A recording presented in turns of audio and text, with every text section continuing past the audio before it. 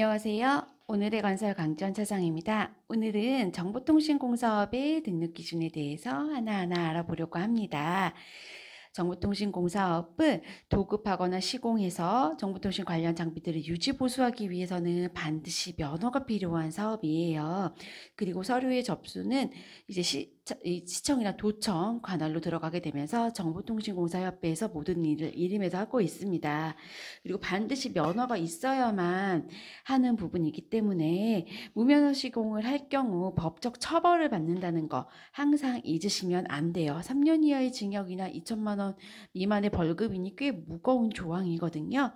그래서 오늘은 면허 취득을 위한 조건들과 어떤 서류들이 준비되어야 하는지 그런 부분들을 하나하나 알아보도록 할게요. 자, 제일 먼저 알아볼 부분은 자본금이에요. 정보통신공사업의 자본금은 법인과 개인사업자 모두 동일하고 1억 5천의 자본금이 필요합니다. 이 자본금은 정보통신공사업을 연계하기 위한 자본금을 뜻하며 준비되어야 할 서류는 기업진단보고서나 재무관리상태진단보고서에 적격 판정을 받은 서류가 필요해요.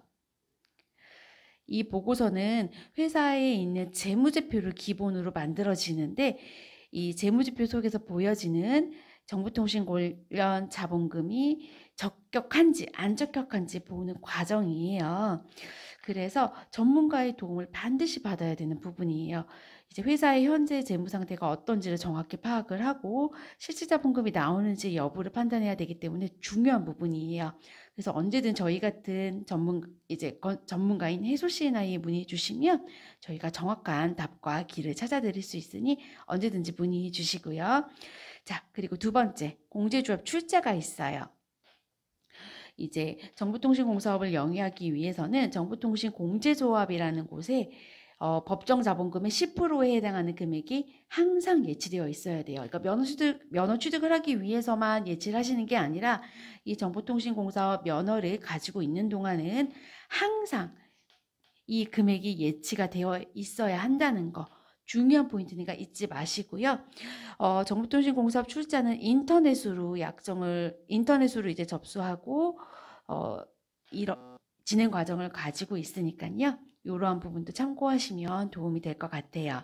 자, 그리고 그 다음 등록 기준인 기술자에 대해서 알아볼게요. 정보통신공사업의 기술자 같은 경우는 4사람이 필요해요.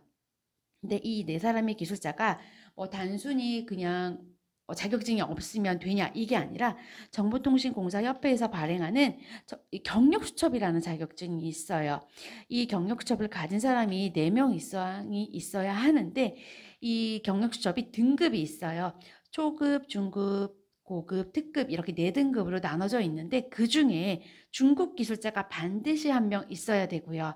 초급 기술자가 3명이 최소한으로 있어야 하는데 그 초급 기술자 중 1명은 전자 관련이나 정보통신 관련 자격증들이 여러 가지가 있는데 그 기능사 이상이 가진 자격증만 있는 사람도 인정이 돼요. 근데 이분이 반드시 기능계 수첩을 발급받아야 가능하다는 거. 이런 부분들이 중요한 부분이고요. 건설업도 마찬가지지만 정보통신공사업도 마찬가지로 기술자들이 이중 취업이 인정이 되지 않아요. 그러니 다른 회사에 다니면 안 되고 개인 사업자도 있으면 안 돼요. 오로지 해당 회사에서만 근무해야 하는 사람이라는 거. 요게 중요한 포인트예요. 그래서 간혹 이 회사 말고 다른 회사에 다닌 이력이 있는지를 확인을 하기 때문에 피보험 자격 이력 내역 확인서, 피보험 자격 이력 내역 확인서 전체본을 내게 돼요. 근데 이 서류 같은 경우는 근로복지공단에서 발급을 하고요. 이중 취업 여부를 정확하게 확인할 수 있는 서류예요. 그렇기 때문에 이 서류 제출이 되어야 한다는 거, 요거 중요한 포인트라는 거 잊지 마시고요. 그 다음에 마지막 등록 기준이 시설 장비에 대해서 알아볼게요. 정보통신공사업의 이제 시설은 사무실이 필요로 하고요. 사무실이 이렇게 필요하고 필수 보유 장비는 없습니다. 근데 이 사무실 같은 경우가 기준이 주택이나 가건축물이나 불법 건축물 이런 부분들은 인정이 안 돼요. 그렇기 때문에 이제 제출되어야 하는 서류들이 이 사람이 사업을 정말 하려고 하는지를 확인을 하기 위해서 임대한 사무실이면 임대차 계약서는 정상적으로 작성이 됐는지, 사무실 내부나 외부 같은 경우는 간판이 달리고 내부 같은 경우는 사업을 영위할 시설들이 갖춰져 있는지, 그리고 건축물 대장 건물등기부 등본 이러한 서류들이 반드시 제출이 되어야 해요. 간혹 이 정보통신공사와 면대를 하기 위해서 면허를 내시는 이런 페이퍼 컴퍼니 같은 회사가 있기 때문에 이런 부분들 확인을 하기 위해서 사무실이 등록기준상에 있는 거고요.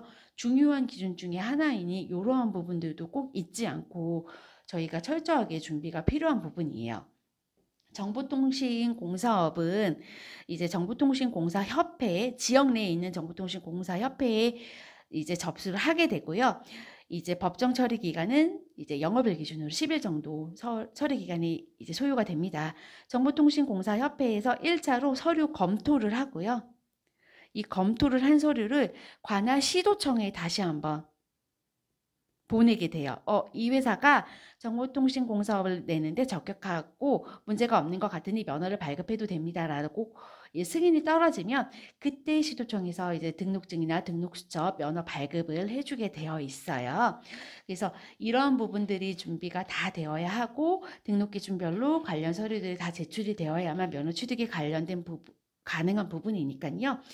이런 과정 자체가 복잡하고 어려우시다면 저희 같은 컨설팅 업체인 해솔 C&I에 문의해 주시면 저희가 회사가 지금 현재 등록 기준이 적격한지 부적격한지, 적격하기 위해서는 어떤 과정을 거쳐야 하는지 이러한 방법들을 저희가 알려드리고 제시해 드리고요.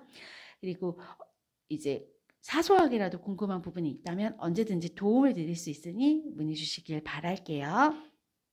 요즘 장마철인데요. 이제 건강 장마철이니까 이제 뭐 피해 없으시도록 조심하시고요. 오늘도 좋은 하루 되시길 바라겠습니다.